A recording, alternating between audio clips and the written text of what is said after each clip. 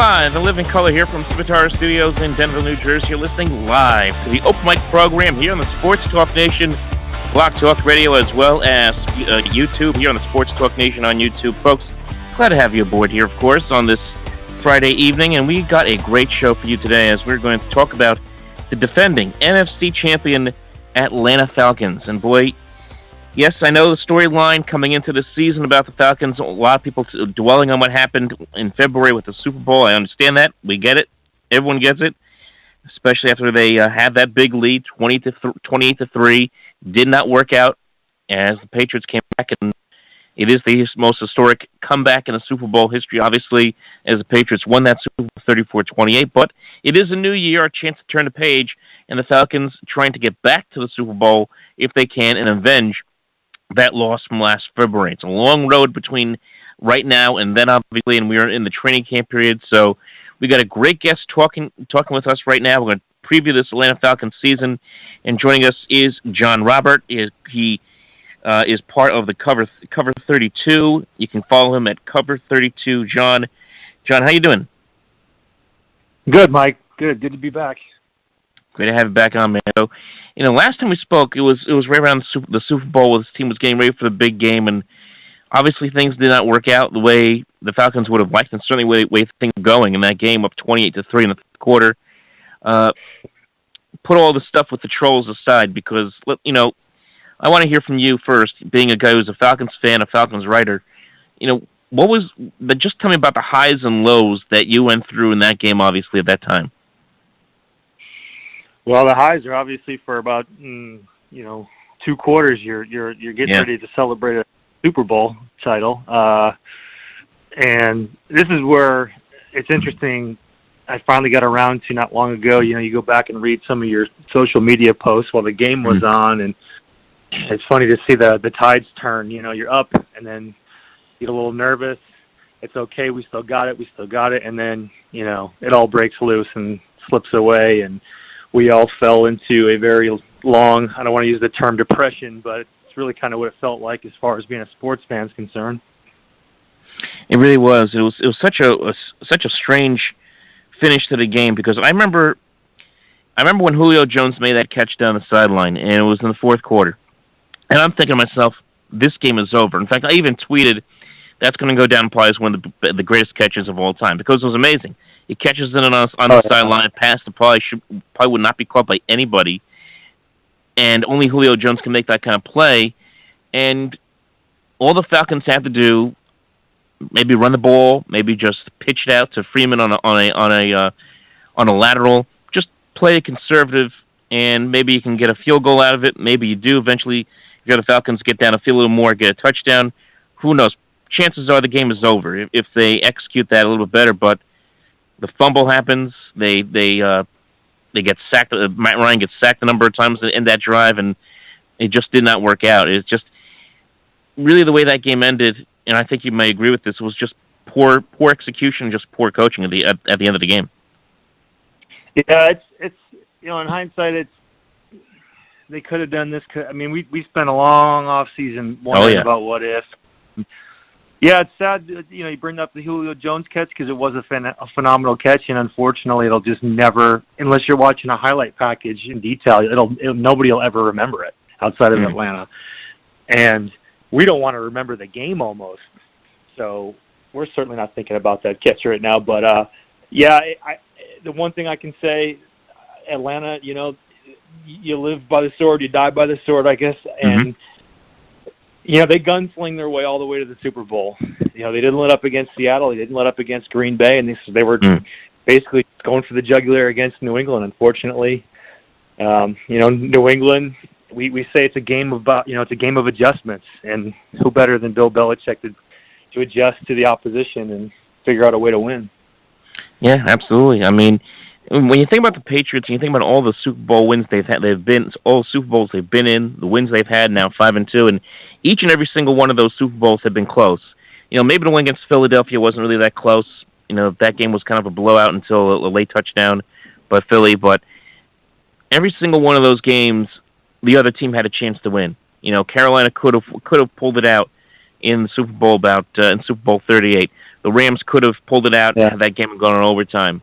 Obviously, Seattle at the 1-yard line, the infamy of what happened to that play a couple years ago.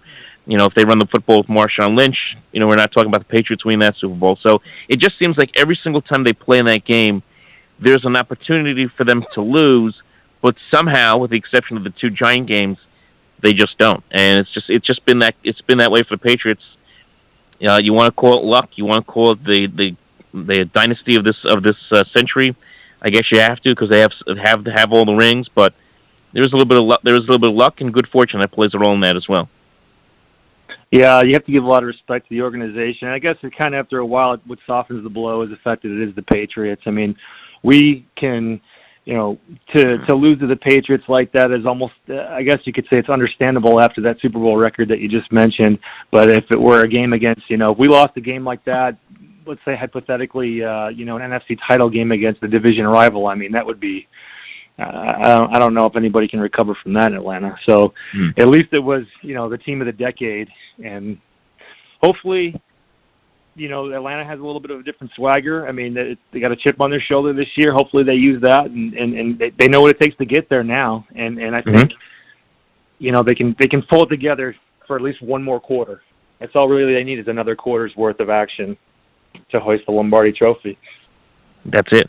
I mean, it's so hard to get back there. We don't see too many teams get back there after a loss. I think the last team to do that was Buffalo. So it's been a while since it's happened in the NFL. But, I mean, we see it in the other sports. We see teams that lose one year, get back there the next year. The Kansas City Royals in baseball being a good example. They lose Game 7 of the World Series. The next year they come out like gangbusters and win the World Series against the Mets. So it's not impossible. I mean, it certainly can happen where you get a team that just uses that as extra added motivation to get themselves back into position to make that run. And I think that's the big question for the Falcons this year is, how do they recover from that kind of loss? And everyone's been talking about it all season. I think the players, the coaches have said all the right things. We're moving on to the next season, and that is really the focus right now, because I think for them, hearing all the noise, it's got to be add a little bit to the chip on the shoulder right now for this team right at this moment in time. Yeah, I really hope that we can go down like the Royals and not, Ron Washington's Texas Rangers. Yeah. And, get back and win, not just get back and seal the same fate as the year prior. And hopefully the rhetoric's changed. Last year I think the Falcons, it wasn't until about they started blowing out, they started blowing out the Los Angeleses and the San Franciscos that people realized, okay, this is a good team. I mean, they dropped some games early that they shouldn't have lost. They got some things right on the defensive side of the football. And then finally people started to realize, okay, Matt Ryan's for real. I'm hoping that, this is a new chapter for them, but a lot of what we saw last year comes into this year. They added some pieces to the defensive side of the ball. I mean, a lot of the same talent, a little bit younger at a couple positions that they probably need to be younger at. They got some of the, Freeman's contract is out of the way now. I mean, there should not be a whole lot of distractions outside of Jalen Collins here heading into week 1. Yeah, absolutely. I mean, you talk about the defense. They did make some big moves in the offseason to really revamp that secondary a little bit, to add some meat to the secondary. Desmond Trufant gets a 5-year deal. They bring in Keemil Ishmael. They bring him in. We sign him to a contract. Re-sign Biddy Ray Wilson. Hope I pronounced that correctly. Bildy Ray Wilson. So they do have a lot of pieces there in the secondary. So to me, maybe whatever's going on here with Collins, maybe they can bypass that just a little bit, considering some of the depth they have here in the secondary, since it is going to be a 10-game suspension here for Collins. Yeah, they've got some depth in the secondary. Probably one of their better, their deeper areas of the team is the secondary. I think what really, when you come into the season and you're like, okay, Jalen Collins, he had a terrible rookie year the year prior. Last year he gets put into Desmond Trufant's spot. It was clumsy to start with. The more they started to mix up zone and man coverage, he began to excel, and he made some pretty big plays. And for the most part of the Super Bowl, he was pretty good. I mean, he got burnt toward the end of the game like most of the defense did. But so to take that guy who had that kind of, played in those, monumental games last season and say, hey, this is our nickelback, that was something to really get excited about.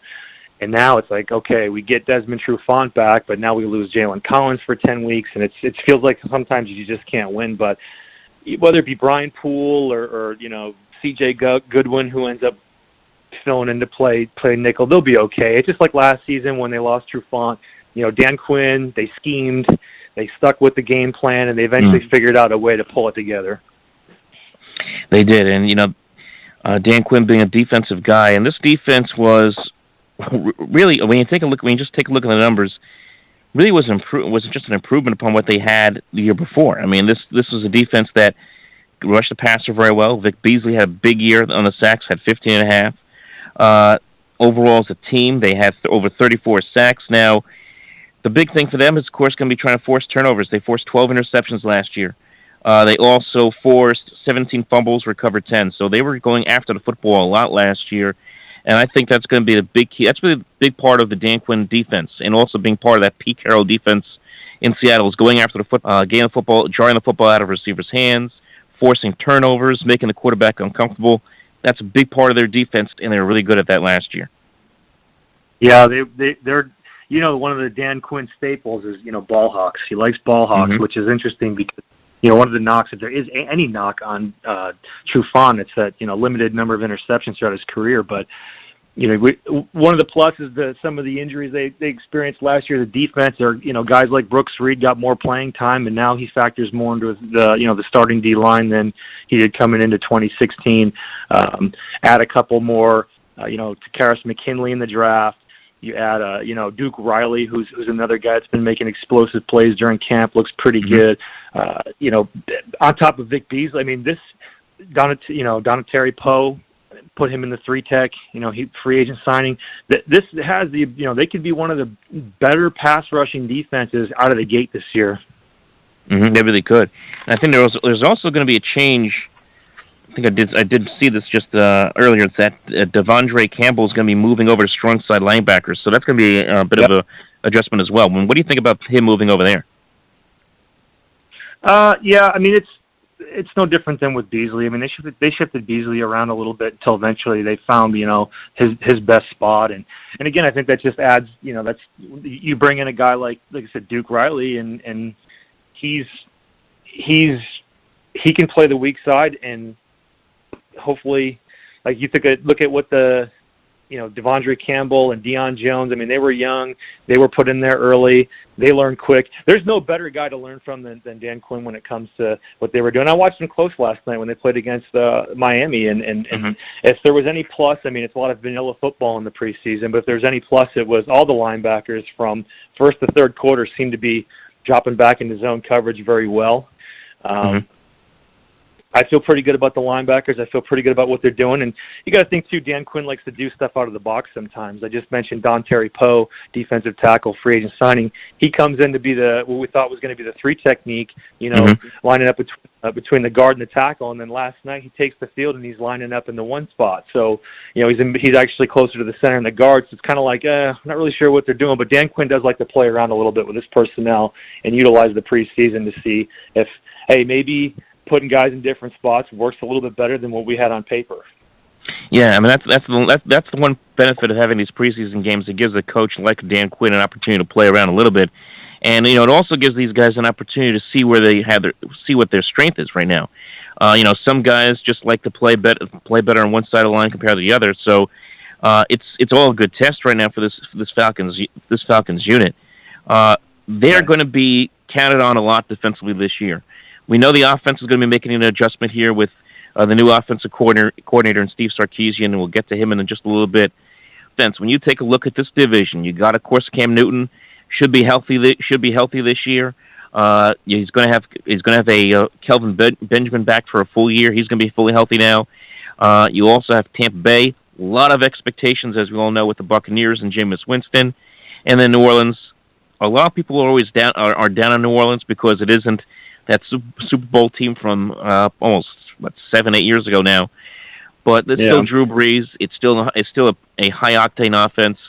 So you got all these powerful offenses in this division, and we could sit here and talk about they're going to have shootouts all the time. Well, you really don't want that if you're Atlanta or if you're any one of these teams, and that's why I think Atlanta's defense could be the linchpin in this division if they're going to have a chance, if they're going to win this, if they're going to win it.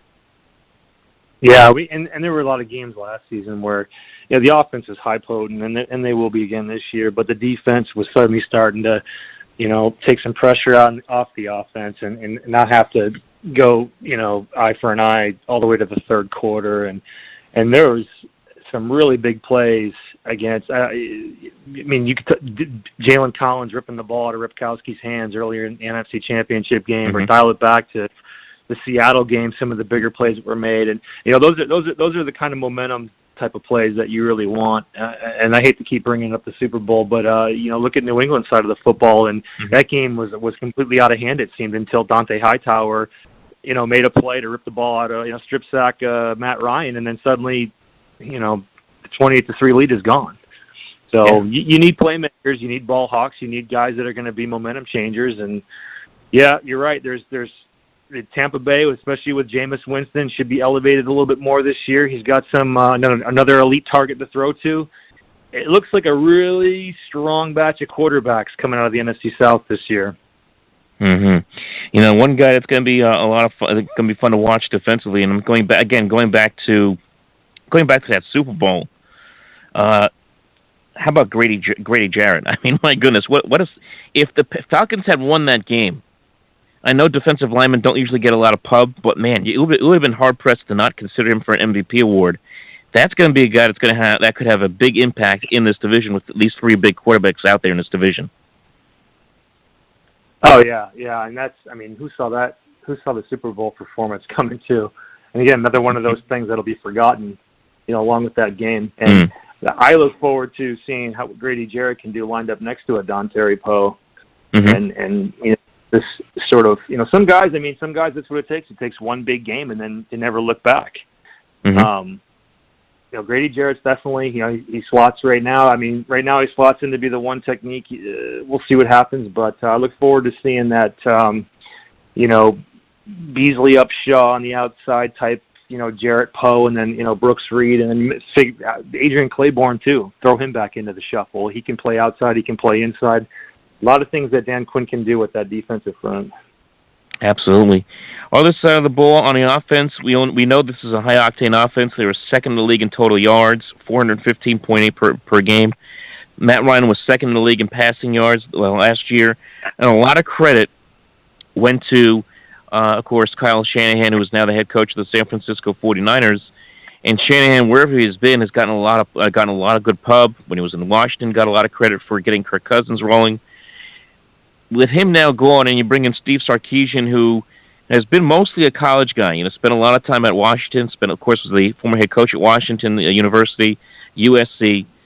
He comes in here, and I remember seeing an interview on Pro Football Talk, John, and again, folks are talking with John Robert of Cover 32. He, of course, covers the Falcons. He covers Alabama football as well. I remember talking or listening to a Pro Football Talk, and they had an interview with Thomas Dimitroff, and he says that Steve Sarkisian and Matt Ryan have really, really gotten off on the right foot.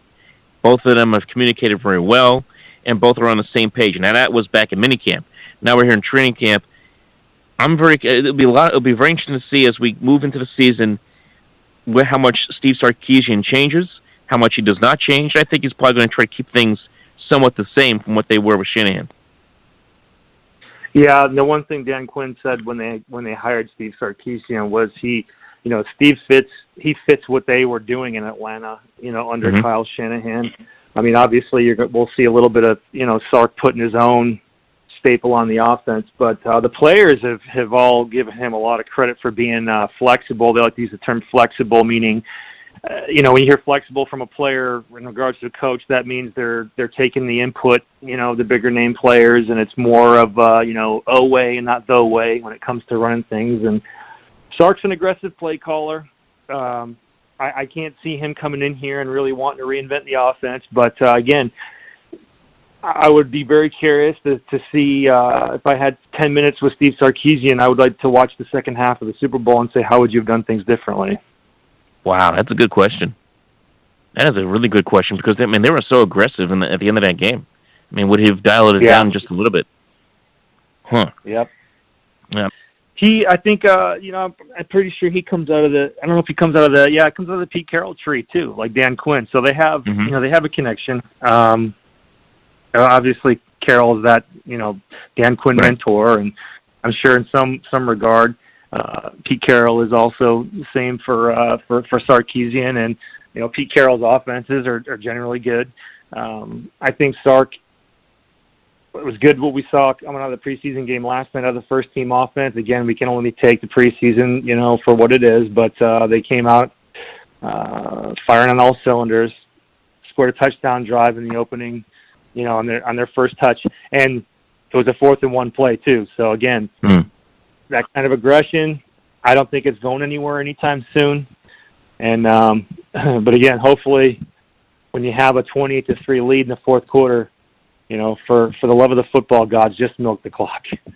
Exactly, just milk the clock and really just put yourself in position where you can't lose the game, and that's the key right there. Especially, 28-3, 28-9, you got the football, you got the momentum. Just put the game away. I mean, there's no need to continue to try to put up touchdowns. It would be nice, but this is no need to make this into Super Bowl 27 when the Cowboys scored 52 points on Buffalo. No need to do that. One thing that's going to be another big part of the season is going to be Matt Ryan. He's one of the top quarterbacks in this league, and I think last year, and you touched on this earlier, what he did last year, I think, finally gave him that national recognition that Matt Ryan is one of the top quarterbacks in this league. It'll be fascinating to watch him take what he did last year, take what happened in that Super Bowl, and really just kind of take his game to an even higher level. And I don't even know how much higher level than he can go than what he did just last season. There's definitely room to go to get better. I mean, it's hard to top last season numbers-wise, but I mean, look back, and Julio Jones was missing from a few of those games. So, Taylor Gabriel emerged late. The tight end core, if not the secondary, I think the tight end depth is phenomenal this year in Atlanta. So all them fantasy footballers out there should be looking to snag Austin Hoover in their drafts. It's hard to. I don't see a regression. I really don't. Outside of the right guard competition, the O-line comes back. He's got the same weapons he had last year, and again, if not better. I mean, Julio's healthy. Devontae Freeman paid. Taylor Gabriel is legit. It's going to be more of the same this year. And again, go watch the first possession of last night's preseason game against Miami. It looks a lot like the same offense we saw last year. It's going to be scary. It's going to be a scary group. I mean, Julio Jones, you got Mohamed Sanu's kind of the underrated guy. He's always under the radar. I mean, I remember when he was up here where I am in New Jersey at Rutgers, he was always a very talented guy. Everyone knew that he was going to be an NFL player. I mean, he is a guy that's under the radar down there. He can make big time plays. I mean, they are such an explosive unit. Now they bring in Devontae. Now they have a big contract for Devontae Freeman, making him the highest paid running back in the league per year, not counting Le'Veon Bell's franchise tag. But this offense, top to bottom, is just incredibly scary, and it's going to be very hard to imagine anybody within this division anyway slowing them down. I know Carolina has a good defense; they should be healthier this year, but I think they'll still have some difficulty trying to handle some of these receivers because it's not only their ability, their talent level, but just how big, how physical, and how much they're willing to bump with these corners. I mean, they're not afraid of these corners at all, and there's some big corners now in the National Football League nowadays. So they're willing to get dirty. They're willing to get themselves into a bit of a tough zone, and they can make the tough plays and tough catches right up against the lines. Yeah, Sanu made a really nice one-handed grab last night, and I don't think Taylor Gabriel stepped on the field, and Julio Jones was held out. They've been a little cautious with him. It's Julio Jones. He doesn't have to play a snap in the preseason, and you know what he's going to do on week one. But that is one thing I'll give Coach Sark credit for, is he did say when he came in, one of the things that the offense does have to improve on is they have to get the ball to Julio Jones in the red zone. They brought Sanu in because of his size, and he's really one of the nicest guys on the planet. If anybody ever gets a chance to meet him, he's super friendly and polite. Yeah, I think it's a really good thing that they got the Devontae Freeman contract out of the way. Somebody pulled up the number the other day. I don't know who finds these numbers or puts them together. Certainly isn't me, but Devontae Freeman and Julio Jones going back to 2005. Julio's 1, Devontae's number 2 in the NFL with the most yards from scrimmage. So that's pretty interesting, and it kind of explains, why Freeman is now the highest paid running back in the NFL in terms of overall contract value. And it's got to feel pretty good for Sarkisian to know, hey, I got the 2 most productive players, yards from scrimmage wise in this offense, plus the reigning NFL MVP. Certainly makes it a little easier to understand why he left Alabama now. I would imagine so. I mean, you get a chance to coach with the top offense in the National Football League and a team that, if all goes well this year, has a great chance to repeat as NFC champions. Yeah, that would be a good reason to jump ship. I mean, especially. And since Sarkisian's a former head coach, especially if you're thinking, hey, maybe I can parlay this into a head coaching job at some point down the road, not a bad move at all. Oh yeah. If he can top what Shanahan, I don't think anybody was Shanahan in any discussion to be a head coaching candidate going into 2016, and I mean by week 10, his name started coming up as far as vacancies are concerned. And there was still, I remember writing about it and talking to people on Twitter about it, and there was still a lot of doubt until the Falcons really put themselves in the driver's seat for home field advantage in the playoffs, and then he became a legit candidate. So, Sarkisian, the guy that has openly said he wanted to get back into the head coaching ranks at some point, why not use the Atlanta offense as a vehicle to get there? If you can even better get land an NFL coaching, head coaching gig at some point, I mean, it's got to be worth it. So, yeah, I can see Sark sticking around for a couple of years. If all goes well, he ends up getting interviews, and we like that. We do like that. We do like, again, that he's willing to, come in and stay the course, make the proper adjustments, and hey, I don't think Atlanta was going to go out there and find somebody who was, too different from Shanahan anyways. Just wouldn't have made sense. No, and like you said earlier, they get someone from the Pete Carroll tree, so there's a familiarity there, obviously, with Dan Quinn and what they want to do. What you bring up the Devontae Freeman contract, the 5-year contract. One thing that's going to be kind of interesting, and this is kind of going into the off season now and into next off season.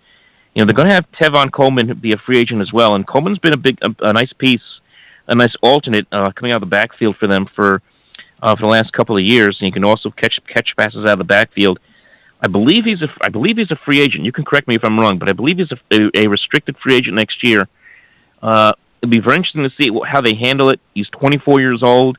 Are there going to be some teams looking at him saying, hey, maybe this guy could be a feature back for us? I don't know, but with Freeman now locked up for 5 years, kind of puts Coleman in an interesting spot now. Yeah, and it's going to be. This is really kind of what's the not fun part, and yeah, he's unrestricted. In 2019, he's unrestricted. So we'll see what happens after this year. I think committing to Devontae, I think that he's their guy. I mean, Coleman's still going to get carries. He's still going to be factored into the offense. We'll still see games where, Freeman gets 14 carries, Coleman gets, 11 or 12. Or there were a couple times last year where, Devontae just wasn't his day, but Freeman would have, a few scattered runs and a handful of catches out of the backfield and have one of those boom fantasy football, Sundays. But they're two different types of runners too. So that's kind of where, being a fan of the team, it's been fun to watch. Freeman's a little more patient and elusive while, Coleman takes the ball and it's full steam ahead. So we'll miss Tevin if he does end up going somewhere in the near future. But for right now, he's a Falcon. You'd hope that they could work it out somehow financially, but I'm not too sure about that. I mean, at some point, Matt Ryan's going to be due a hefty sum of money if he keeps up this pace of play. I guess one advantage of having a pretty rough 2014 draft is there's not too many other things to worry about as far as extensions are concerned in the near future. Team's probably going to have to look for a new left tackle shortly. But they Taylor Gabriel, they'll hopefully be able to lock him up long term. But it's one of those things. Tough decisions will be ahead. But like I said, you have Jones, you have Freeman in place, so That's good. Trufant, and they extended Robert Alford not long ago. So the right players right now are not going anywhere. There's going to be no Le'Veon Bell situations in Atlanta going into Week 1. No, not at all. I mean, I think everyone's on the same page here. I think there's kind of there's that sense of mission of a mission that needs to be finished right now. I think that's why everyone's on the same page, and that's the best part of us for Atlanta going into the season. Matt Ryan, you brought up the free agency that's pending in a couple of years, so it's still a couple of years away. But you and I both know they're going to lock him up long term. He's probably going to. I think he's going to reset the market. You think about the quarterbacks that are going to be looking for big paydays coming down the road. Matt Ryan, Cam Newton, at some point. Trying to think. I mean, I don't know what Aaron Rodgers' contract situation is off the top of my head, but I'm sure he's probably going to be looking for a pretty penny at some point down the road. So, I mean, those are some of the guys that come off the top of my mind. They're going to be looking for big contracts in the next few years. Yeah, and guys like Matt Ryan, Aaron Rodgers. Well, Aaron Rodgers is a little more mobile than Matt Ryan, probably a lot more. Guys like they're more or less from the Drew Brees mold, Tom Brady mold, where they can. I mean, these guys can play up close to age 40 if they want to. Tom Brady's case, he's over 40. It's just they're not taking the hits. They're not. Their legs are. They don't rely on their legs as much as their arms. They take care of their bodies now. I mean, with technology and personal trainers and what we know about nutrition, and it's just amazing how long these guys can James Harrison comes to mind, what they know, what they spend, and how they can preserve their bodies. And hopefully Matt Ryan's a guy that's around for a little bit longer. Hopefully. He is a lot of fun to watch. Also, I mean, this is a guy who came into this, I mean, you came into this league with very high expectations, and he has just turned into one of the big-time passers, maybe even expectations right now in the NFL. He's been that good. Let's break this down break this down in the NFC South. You got these. Really, could be a year where we could end up seeing maybe 2 or 3 teams get into the playoffs. That wouldn't surprise me out of this division. It's a very competitive division. We know the offenses and all these teams are going to be very, very good. To me, as we discussed earlier in the program, Atlanta's defense probably gives them the edge and the experience and the fact that this team has something that they want to finish. Gives them an edge, I think, to get to 11, 12 wins and get this division. The question for me is, who's going to come up in second? Who's going to be third? Do we get two more teams in the playoffs? Do we get 3 teams in the playoffs out of this division? What do you think?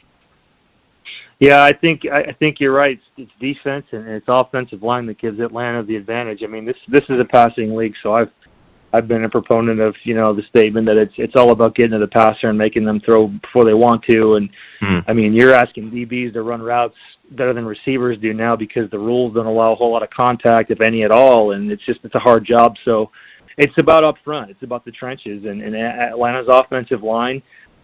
They're better than what's in Carolina. They're better than what's in New Orleans. And I mean, Tampa Bay brought in, they're a little sketchy at the same time. Defensively, you're on point. Atlanta's is better. Carolina's got some weaknesses in the secondary. I mean, New Orleans, they added, they add, a couple guys, and then they end up losing, Nick Fairley to a heart condition, and Tampa Bay still has holes. So it's going to boil down to, who I like Tampa Bay to hang. They did last year. They hung with they hung with Atlanta for a little bit. There was actually a point where they were tied for first in the division. And I remember writing articles about tiebreaker scenarios, and Tampa Bay couldn't keep pace. But I mean, Tampa Bay, take what they had last year, add Deshaun Jackson, add O.J. Howard to the offense, and I said I like Jameis to kind of elevate his game a little bit. So I would put Tampa Bay in the winning column. I think they'll win. They're good for at least 9, maybe 10 games. Carolina, I'll be very curious to see what happens with Cam Newton. I really will. The decline last year was real. We all saw it. And we can blame his offensive line, poor protection. We can blame, Kelvin Benjamin was in terrible shape. The toxic front office situation is really interesting. So you got new guys in the front office. I'll be very curious to see what they do. I mean, it can get very expensive to hold a team that can't finish with more than 8 wins. And some high-priced, you said a high-priced quarterback. So we'll see what happens. And then New Orleans, I mean, I don't get a lot of what New Orleans is doing this offseason. Granted, I'm not a GM. they're probably going to be the highest scoring 6-win team in the NFL if I had to guess. Probably. They'll score 500 points and be 5-11. Here you go. Yeah, I don't get adding. I don't get you add Adrian Peterson to the mix. You finally have a 1,000-yard rusher and Mark Ingram Jr. That it's the first 1,000-yard rushing running back in recent memory in New Orleans that I can remember. And you spend a higher pick on Alvin Kamara, and then you bring in Adrian Peterson. And I just don't see where a guy like Adrian Peterson fits into that pass happy offense. Well, there were reports early in camp that he was running into the line of scrimmage and wasn't getting very far. Now I know it's and this is the early part of training camp. Guys aren't really hitting that hard, and he's going in for like 1 or 2 yard carries. Doesn't really look like he has a lot of speed, so that's not a good sign early in camp for New Orleans. Now Peterson was, he was a guy who was really good when Minnesota had a great offensive line, but he was a guy with the offense. I mean, he was the offense. I mean, for a long time, Minnesota, before Favre, they had no passing game. So if Adrian Peterson was running for, $150, they were winning games. But if there was a game where he just couldn't find daylight and he only ran, 12 carries for 38 yards, it was a loss. So he's way beyond those years. We all know that. And Adrian Peterson, that was one of the big knocks on him, was the fact that he always looked for contact. He was never a patient runner. And he never factored into the passing game in Minnesota. So I've heard some Saints fans optimistic that they'll find a way to get Peterson involved in the passing game, and I just don't think it'll happen. I mean, think back to some of the really, really poor Minnesota passing games, passing offenses over the years, and you'd think if you had, at the time, the NFL's best running back, that would have been part of a solution, and it never happened. So, there were a lot of times Adrian Peterson in the last 4 or 5 years in Minnesota wasn't even on the field on third down passing situations, so it's not going to happen. And if anything, it only creates more awkwardness in the backfield for guys like Ingram and Kamara. And you also brought up Carolina, and you talk about a loaded backfield. Christian McCaffrey, they drafted number 1, their first pick. I thought it's an interesting draft choice. I mean, they still have James Stewart there listed on the depth chart. He is 30 years old. I mean, I guess they expected Stewart to have a bit of a breakdown. He's always been a guy that's never really been fully healthy. Christian McCaffrey may turn out to be a great option out of the backfield. I mean, maybe end up being a good guy to swing out and catch passes out of the backfield. I don't know if I wouldn't have used that first pick maybe on the offensive line. I mean, they do have some guys there that are getting up there in age on the offensive line. I may have gone that route with Carolina. But you're right. I think the big test is Cam Newton. Cam Newton, not just his health, but is also just what's going on between the years with him after a bad year last year. Kelvin Benjamin, we'll see if he's going to be fully healthy this year. And that front office situation is so bizarre. Like you mentioned, what's the impact going to be on Ron Rivera? I mean, if they have like a bad start this year, if they're 3-4 or 4-3 halfway through the season, we're going to start hearing rumblings about Ron Rivera's hot seat. I mean, that could very well happen. Yeah, and I don't mean to pick on writers, but if you ever want to play a fun game when you're bored with the computer, look at for example, Gettleman. The day he gets fired, go back and do some Google searches of the day he was hired, and look at some of some of what was written and about how great they are. And it's interesting. This team's gone downhill, and usually with a new GM comes new direction. So I don't. And if I correct me if I'm wrong, but didn't Carolina move up to take McCaffrey? Did they move up? I think they did. Let's see. They took him. Yeah, it was the 8th pick in the draft, so they moved up. Yeah, I thought it was a reach. I really did. I have nothing against McCaffrey. I certainly didn't see him at 8. Could be wrong, but I don't think many people disagree that he's not an every down back. That's not how he's built. So he is more of a. I don't want to say he's a Danny Woodhead. I would say more or less he's a Danny Woodhead type. More of a pass catcher, good for some carries, but you're not going to give him the ball, 25 times between the tackles in a game, that's for sure. And he's not a goal line carry back, so I think to go at 8 when you have so many holes on the front, and I would have to go back and look to see what old linemen were still out there at the pick, but Carolina definitely has some holes up front to fill. And I get trying to give Cam Newton more weapons because that's really what you want to do. But, you got to protect the investment, and that's the hogs that are up front. And, they went out and they spent some money on Matt Khalil. I'm sketchy about that one. Matt Khalil is a guy who had a lot of ability coming into the league, a lot of potential. His brother's obviously in Carolina, but He's a guy in Minnesota where, they even questioned whether or not he wanted to play football at one point because he plays with such a lack of explosiveness and a lack of passion and couldn't stay healthy.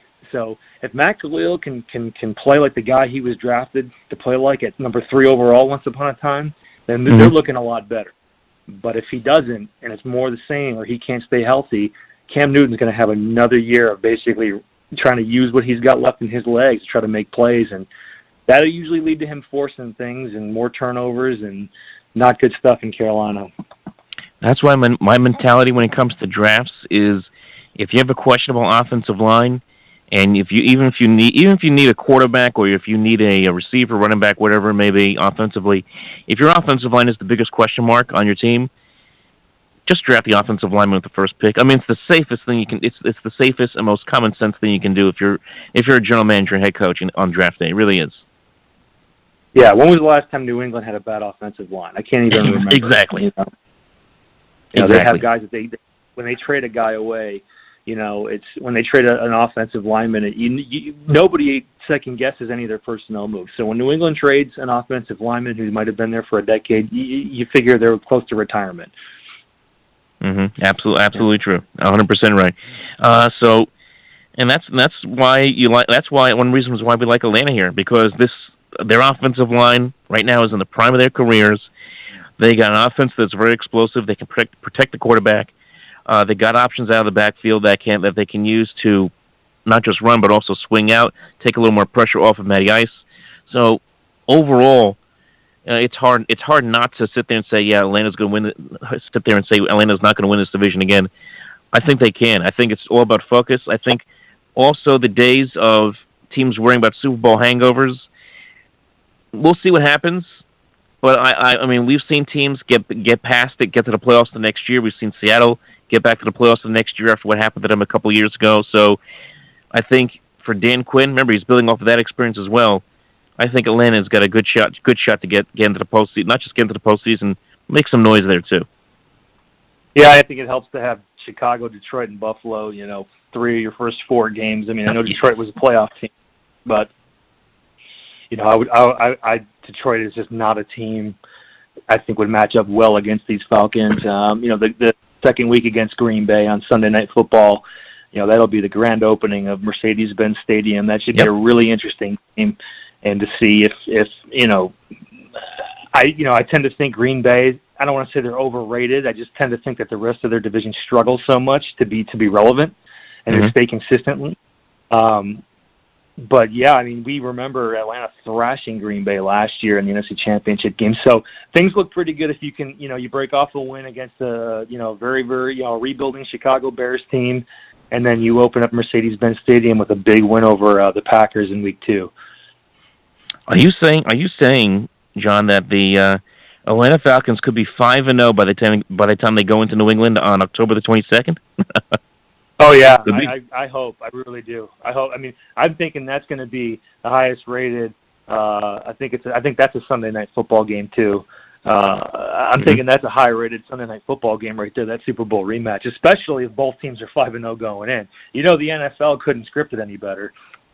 Oh no, they couldn't. Even if one of them has a loss, that game is going to be an epic showdown, like none other.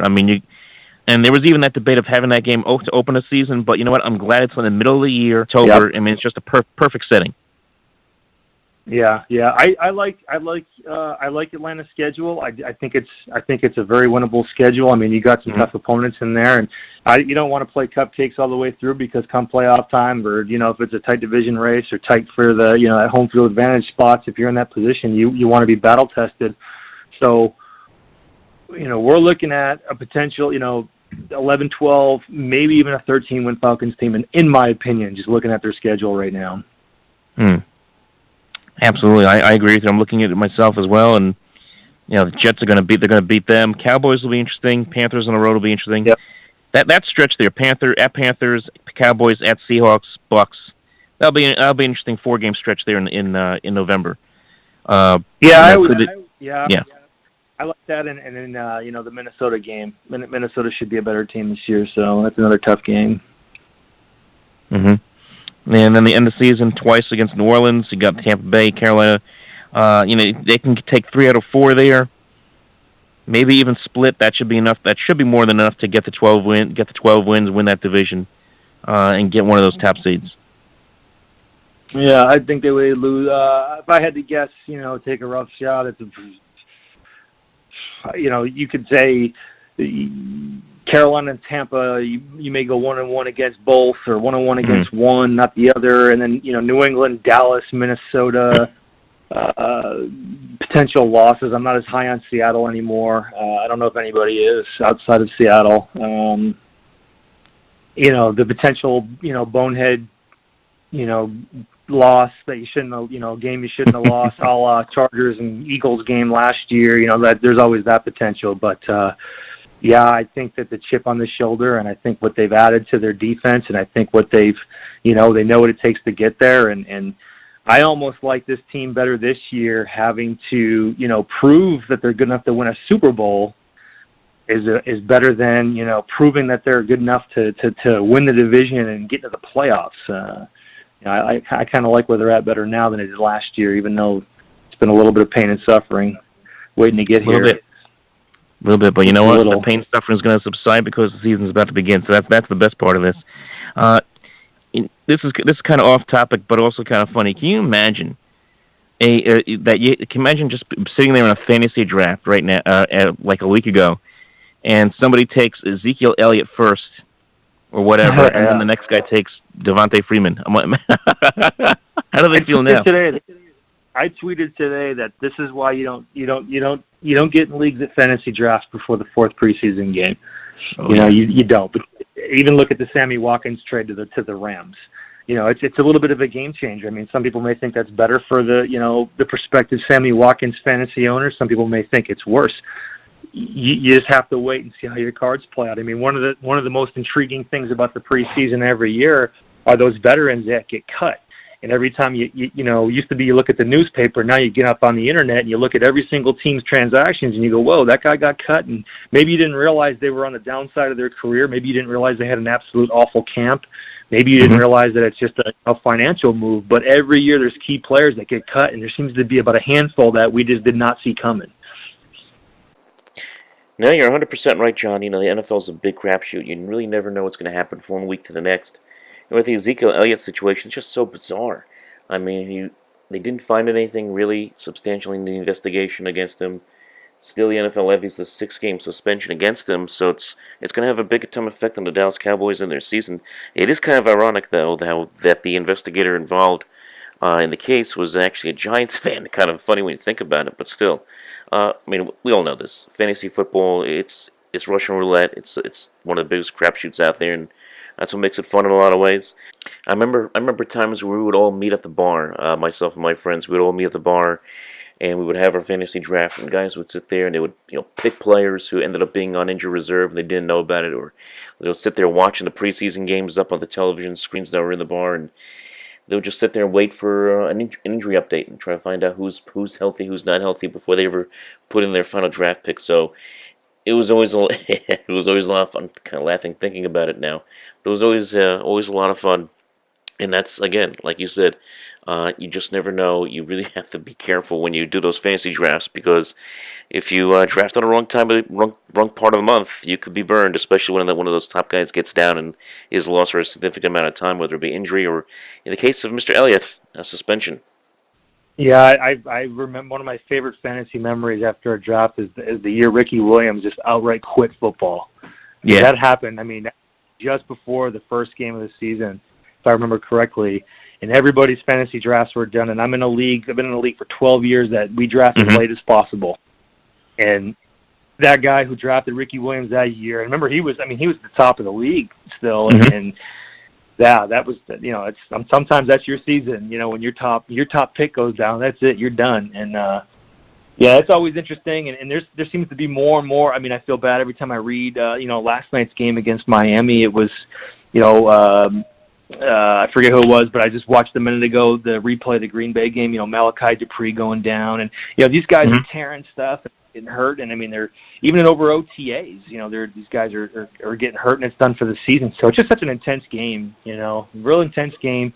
These guys, they put a lot of work into their bodies, and they pretty much beat their bodies up, while they can, and that's why they get paid. But sometimes it doesn't work out right. And when they put the pads on, and for those people that are wondering, why isn't Julio Jones playing, even though he seems to be perfectly healthy, and there's gifs of him dancing during practice and being goofy. Well, it's because that he could look great in shorts. As Mike Tomlin likes to say, everybody looks great in shorts. But when you put the pads on, it's go time. I mean, it's a totally different level of competition and intensity. And sometimes, no matter how good and athletic you are, freak injuries occur. And the last thing Atlanta wants to do is lose Julio Jones in the preseason to a freak injury. So I'll be surprised to see if a guy like Julio Jones or even like an Adrian Claiborne, if these guys, play more than a series during the preseason. Most of these guys, they get, and then you get all your work really in training camp. I mean, you get it all in practice to begin with anyway. And, sometimes they get, if one game, 1/4 of one game is more than enough for these guys to get ready to go. So I'm sure we'll probably see a couple of series from them in the next game, maybe 2 or 3 series in the third game, and that's probably about it. I mean, I don't think we're going to see them beyond that. Yeah, and I'll go back to Ezekiel Elliott real quick and tie it into the Falcons because, Ezekiel, this is where I don't see, if people like to say, well, Dallas is going to be one of the better teams in the NFC again. I agree, they probably will be. The problem is, they always seem to shoot themselves in the foot, whether it be on the field or off the field, and here's a perfect example. The one thing that I love about Atlanta, it's a boring offseason in a sense where you don't get a whole lot of news other than, Julio Jones lost a, gazillion-dollar earring in the bottom of Lake Grenier. So, we don't have to worry about Devontae Freeman, beating up his girlfriend or they're pretty low-key guys. Again, outside of Jalen Collins, who I don't know what his deal is, but they're pretty much, it's all positive during the off season or no news. And during the off season, even during the season when they're not on the field, no news is usually good news. Wasn't there a story out a couple weeks ago that the Cowboys had the most guys in the NFL suspended since like 2003 or something like that? I mean, it was some kind of ridiculous story. Yeah, they seem to be they seem to have taken over for a long time. It was the Oakland Raiders. They were the butt of the joke. It was the Raiders, and it was the Bengals, and now it's the Dallas Cowboys as the bad boys in the NFL. This is where I can appreciate Devontae Freeman being a 4th-round pick. That maybe he works out, maybe he doesn't, and this is where he is. It's just I think it's a lot of personalities. Big city, a lot of trophies in the case, a lot of high expectations. There's a lot of let's say a lot of ways, a young player with a lot of money can get in trouble. And then, I spend a lot of time covering college football. And, the one thing about, I know Alabama for a fact, being an alumnus is these guys are anybody who watches Last Chance U, a lot of these high-profile college athletes, I don't want to say they're babysat, but they live in a very, very structured program where people make sure they do all the right things so they can check all the boxes. They get into the NFL, that supervision is gone, and suddenly it's, here's a lot of money, young man, go be an adult. Yeah, it's tough. It's really tough, and that's why, when you go out there and you draft these guys, 20, 21 years old, and you put them into the pressure cooker of the NFL and into these big markets, it's very tempting. That's why if I were an agent, if not even an agent, if I were even an advisor at one of these schools in the athletic programs, I would say, do you really want to jump into the NFL now? You got all the talent in the world. You're going to be a star in this league, but are you ready for it? Are you truly ready for it? So that's always the big question you have with these kids. Yeah, and a lot of kids, unfortunately, they don't come from great upbringings. They don't come from a lot of money, and not everybody's a Matt Leinart growing up or an Andrew Luck, and you say, what, I'm going to stay in college. I don't have, I need money. So, a lot of players. I remember running back coming out of Auburn. I can't remember his name at this second. I probably should know that as much as I dislike Auburn. But he left early, and they said, why are you leaving early? And it's because my mother's homeless. They need the money. So a lot of these guys, whether it be for first-round money or fifth-round money, they need the money. They leave. They go chase that paycheck. Now, for some of these guys, it works out okay. But for a lot of others, it's just, there's, like I said, a lot of temptation out there, a lot of money, and not a lot of fiscal responsibility. Yeah. And some guys get it, some guys don't. Jameis Winston's a guy that looks like he gets it. If you saw the Hard Knocks episode the other night, he gave HBO a tour of his house, and it's, in a rather poor part of Alabama that he comes from, and the house is kind of run down. It's I don't want to call it he's got his whole entire family there. Not that big of a house, kind of run down, beat up, but you know what? He's got his head straight, and that's the difference in some of these kids. Yeah, I think Jameis was a maturity thing.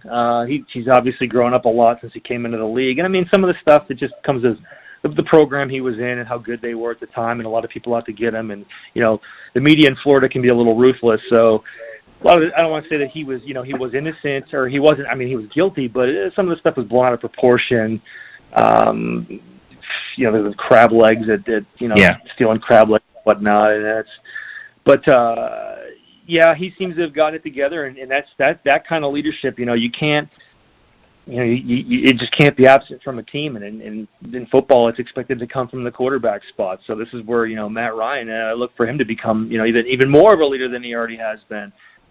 The big knock on Jay Cutler, of course, has always been his demeanor. So you look at a guy like Jay Cutler, we don't know him personally, but the media's been after him for a long time. So have Chicago fans, that his demeanor, that there's no way that guy's in command of the team like a Tom Brady's in command of his team. And you can dislike Tom Brady all day long, but the one thing everybody respects is there's absolutely no quitting that guy. There's no quitting that guy, and he will not hesitate, no matter how many rings, no matter how good that team is, no matter how many wins, to get in another player's face or to get his guys riled up or to be in command of that huddle at any point in the game. Yeah.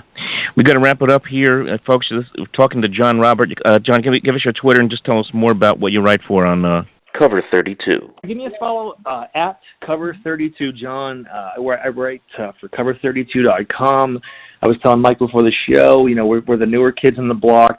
A lot of young writers, a lot of fan bloggers, giving opinions and covering obviously the news and the game recaps. But for a lot of those fans out there that don't have enough people around them to talk football to, that's where you hop on to cover32.com, read some of our wild ideas, some of our not so wild ideas, and let us know what you think. I know we started doing a little bit of podcasting, so you get the opportunity to interact with some of the writers, and of course we're still looking for aspiring young writers. So if anybody out there wants to have their voice heard, certainly join us. And I also cover Alabama on at profootballspot.com. So yeah, give me a shout. Absolutely, folks. There you go. Follow him on at Cover 32. John Robert, thank you so much, man. It's been a pleasure to have you on. Let's go Falcons. Enjoy the season. Yeah, let's go Falcons. Thanks, Mike. All right, talk to you soon. Out here. All right, folks, that's John Robert. Thanks a lot for John. Well, thank you all for tuning in and listening. We'll talk to you next time right here on the Open Mic program.